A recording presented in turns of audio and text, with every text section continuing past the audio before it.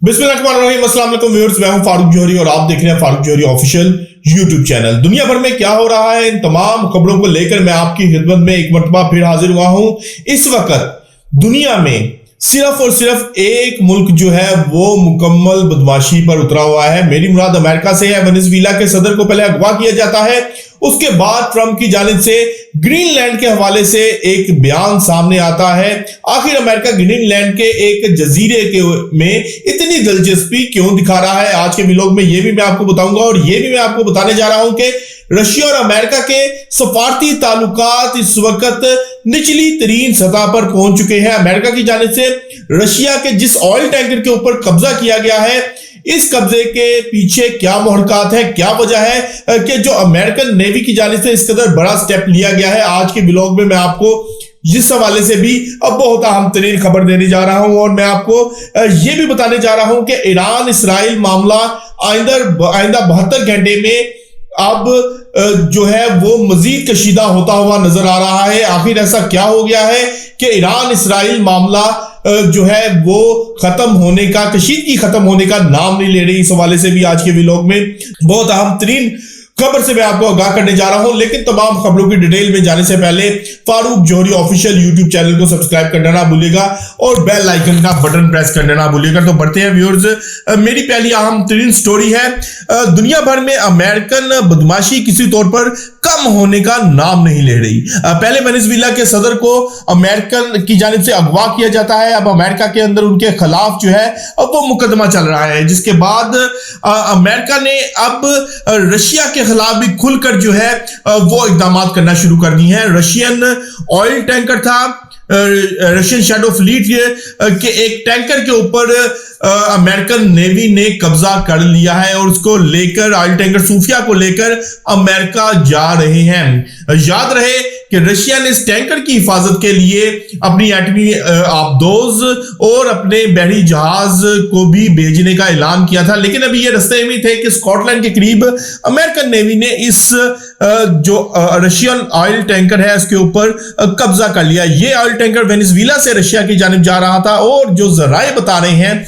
उन जराए के मुताबिक इस जो टैंकर में वेनेजुएला की जानिब से 112 टन सोना रशिया मुंतकिल किया जा रहा था। यह मुंतकिली जो थी वो अमानतन की जा रही थी और अमेरिका की नजर इस सोने के ऊपर थी और इस टैंकर के ऊपर कब्जा करके अब ये तमाम सोना जो है वो अमेरिका मुंतकिल कर दिया गया है। ये तो अमेरिका की जानिब से था, लेकिन अब रशिया की जानिब से इस हवाले से वाज़ेह तौर पर ऐलान किया गया है कि हम इस किस्म की सूरत हाल को बर्दाश्त नहीं करेंगे और अमेरिका जो कुछ कर रहा है इसका जवाब अमेरिका को भी देना होगा और अमेरिका इस तमाम सूरत हाल का खमियाजा भी भुगतेगा। और इस वक्त अमेरिका और रशिया के जो सफारती ताल्लुकात हैं वो तारीख में सबसे निचली सतह पर चले गए हैं, क्योंकि इससे कबल अमेरिका की जानिब से डायरेक्टली रशिया के खिलाफ कोई फौजी कार्रवाई नहीं की गई थी। अब अमेरिका ने रशिया के ऑयल टैंकर के ऊपर कब्जा करके एक नई लड़ाई और एक नई जंग को जो है वो छेड़ दिया है। अब रशिया देखते हैं इस तमाम सूरत हाल का क्या जवाब देता है। ये जवाब क्या सिर्फ वर्बली होगा या फिजिकली भी अमेरिका को कोई जवाब दिया जाएगा, ये तो आने वाला वक्त बताएगा। लेकिन अगर रशिया को इस दुनिया के अंदर अपने ब्लॉक को कायम रखना है, अपनी रिट को, अपने एरिया को कायम रखना है, तो फिर अमेरिका के हवाले से उसको फैसला करना होगा और अमेरिका को जवाब देने के हवाले से भी रशिया को इस हवाले से फैसला करना होगा। लेकिन बहरहाल जो रशियन ऑयल टैंकर था वो तो फिलहाल अमेरिकन कब्जे में चला गया है और अमेरिका ने जो चाहता है वो कर रहा है।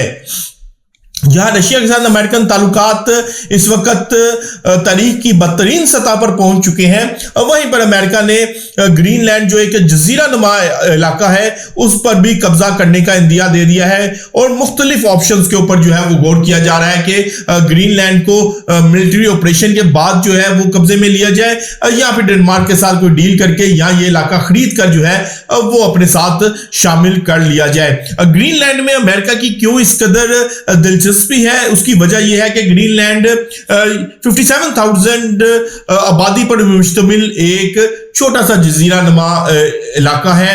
लेकिन कहा जा रहा है कि ये कुदरती ज़खायर से मालामाल है और असल जो नजरें हैं अमेरिका की इन कुदरती ज़खायर के ऊपर हैं। वेनेजुएला के मामले में भी अमेरिका की जो नजरें थी वो वेनेजुएला के ऑयल के ऊपर थी, तेल के ज़खायर के ऊपर थी। अब ग्रीनलैंड के हवाले से भी कहा जा रहा है कि तमाम तर मामलात में अमेरिका ग्रीनलैंड के कुदरती ज़खायर को अपने कब्जे में, अपने तसल्लुत में लेना चाह रहा है और यही वजह है कि अमेरिका अब ग्रीनलैंड के अंदर जो है वो मिलिट्री ऑपरेशन का कह चुका है और मिलिट्री ऑपरेशन जो है वो जल्द से जल्द जो है वो करने का इंदिया दे दिया गया है। तो व्यूअर्स, ये था अमेरिका की चुदराहट। लेकिन अब दूसरी जानिब एक और जंग जो है वो 2026 में नजर आ रही है। ऐसा महसूस हो रहा है कि आने वाले 72 से 96 घंटों में कोई बड़ा जो है वो कार्रवाई ईरान या इसराइल की जानिब, दोनों जानिब से कुछ भी हो सकता है।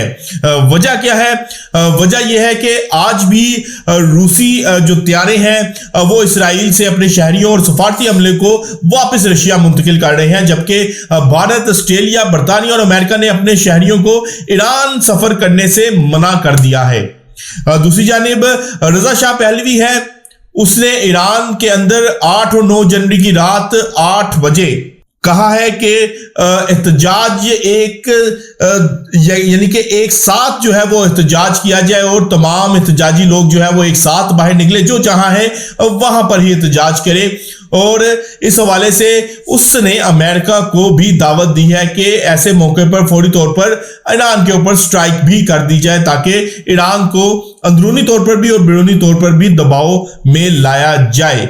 अब ईरान और इसराइल की सूरत हाल ये है कि दोनों ममालिक किसी भी वक्त जंग के दहाने पर खड़े हैं और जंग की आग दोनों ममालिक में किसी भी वक्त लग सकती है और दोनों ममालिक इस जंग के लिए फिलहाल जो है वो एक दूसरे के आगे तैयार खड़े हुए नजर आ रहे हैं। अगर ईरान की बात की जाए तो ईरान में भी इसराइली कार्गो जहाज मुसलसल लैंड कर रहे हैं और कहा जा रहा है इन कार्गो जहाजों में जो है वो बड़े लेवल पर दफाई साजो सामान ईरान पहुंच रहा है।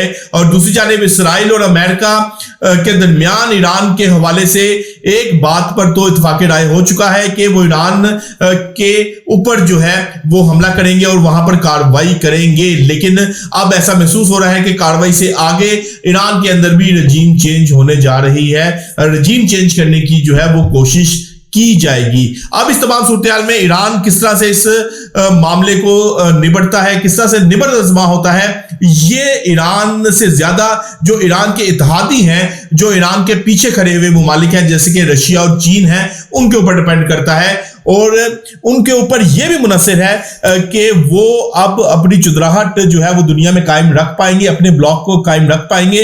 अगर ईरान भी तर्न वाला इन मुमालिक का साबित होता है तो इसका मतलब है कि रशियन और चाइनीज ब्लॉक जो है वो इंतहाई कमजोर है और ईरान और अमेरिका के आगे कोई भी मुल्क खड़ा होने के लिए तैयार नहीं है। तो व्यूअर्स, आज तक के लिए इतना ही। कल तक के लिए अपने मेजबान अपने भाई फारूक जोहरी को इजाजत दीजिएगा। अल्लाह हाफिज।